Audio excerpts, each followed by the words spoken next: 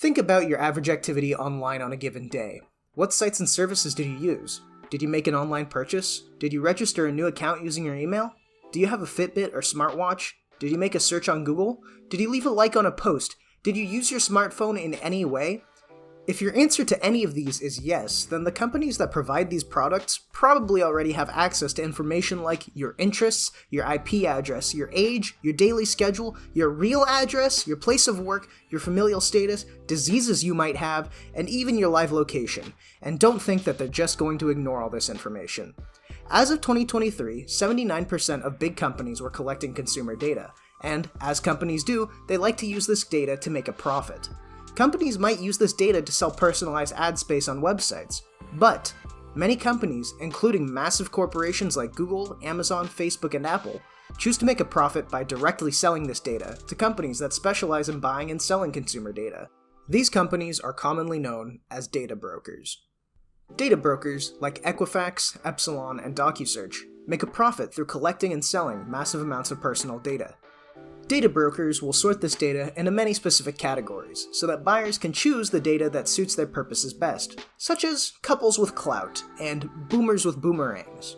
These categories can often stray into more disturbing categories concerning race, sexual preference, and many ailments including depression, diabetes, and cancer.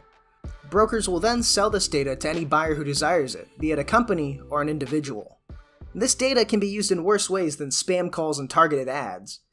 In October of 1999, a woman was murdered after her stalker bought her social security number from a data broker for $45 and used it to find her place of work. But data brokers aren't the only way this data can find itself out in the open. Data breaches are a common issue in the digital age. You've probably heard of any number of large companies suffering a breach over the past few years. Bad actors are often able to access the data that a company stores on thousands of their users, and it might seem to many that there's a massive data breach almost every week. But they still might be more widespread than you think. According to the Department of Health and Human Services Office for Civil Rights, between March 2022 and October 2024, there were 853 data breaches in the health sector alone, 138 of which affected between 100,000 and 100 million people. And much of this data is easily traced back to the people from whom it is gathered. Many data brokers and other companies will claim that they anonymize the data that they sell, taking out identifiable information like names and addresses. But it's been proven many times that this data can easily be traced back to the people that it was collected from. For example, John Oliver, host of the show Last Week Tonight, bought information on internet users in the Washington, D.C. area, and sent personalized ads to users in the Capitol Hill area. When clicked on, these ads allowed his staff to collect further data on these users. When a man fitting our demographic description clicked on the Ted Cruz ad, meaning that we now have his IP address and device ID, and also know that he did it on an Android, which they were able to match to several people in the Capitol Hill area, including 3 people who may have been inside the Capitol building itself. Much of this information may be alarming to you, but there are a few measures that you can take to protect your data online. First of all, turning off all non-essential cookies when browsing can help to limit the amount of data that websites can collect on you. Cookies are small text files that sites can store on your browser, and while they can often be used for things like remembering user preferences, they can also be used to store and collect sensitive data. Websites are required to allow users to opt out of cookies that collect data for advertising and other non-essential purposes. Secondly, you should avoid using web browsers such as Edge or Chrome. These browsers are owned by corporations who use these browsers to collect data on their users. They also use the Chromium engine, owned by Google, which helps funnel data back to Google as well. You should instead use browsers such as Firefox and DuckDuckGo. Firefox is owned by nonprofit Mozilla, and DuckDuckGo is owned by its own company and has a focus on privacy. Third, while the US does not have a comprehensive data privacy law on the federal level, many states have enacted laws to protect their citizens from predatory data usage. If you live in any of these states, please look up what rights and protections are afforded to you.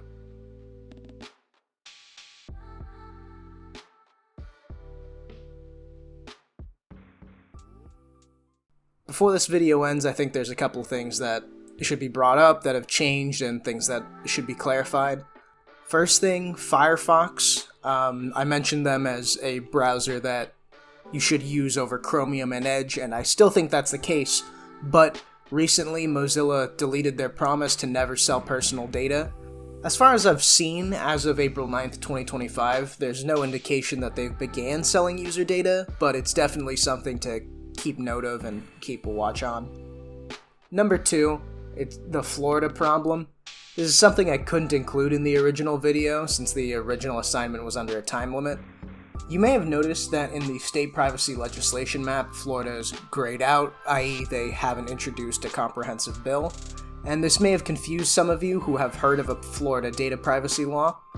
While Florida has passed a law that has a focus on data privacy, there's a lot of controversy over whether or not the law should be considered comprehensive, and in the opinion of the IAPP, it doesn't count, which I think is an opinion most people should agree with. The law in question only regulates companies that both make more than $1 billion in gross annual revenues and derive more than half of their revenues from online ads. So while this law does apply to tech giants like Facebook and Google, its scope outside of those tech giants is pretty limited.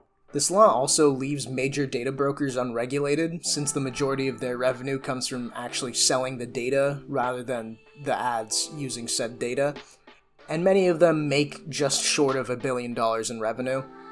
So all in all, the bill doesn't cover many of the concerns that data privacy experts and this video bring up.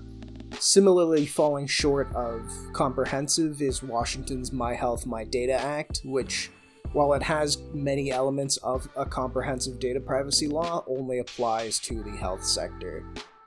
If there's any important updates on this topic in the near future, or if you think I overlooked something, feel free to leave a comment.